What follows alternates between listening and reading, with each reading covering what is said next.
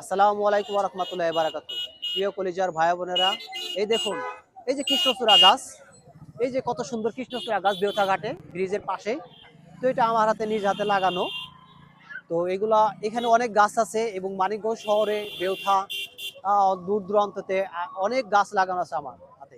তো এখানে বট গাছ, অনেক গাছ লাগানো আছে, এটা বলে বোঝানো যাবে না আপনাদের।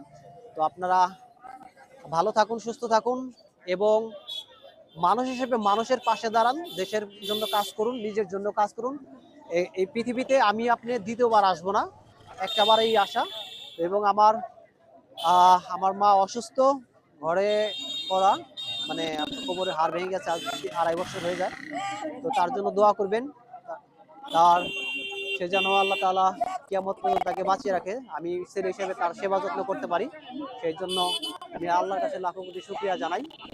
তো আপনারা সকলেই প্রত্যেকেই নিজের পিতা মাতাকে এবং গুরুজনকে সম্মান করবেন এবং ভালোবাসবেন।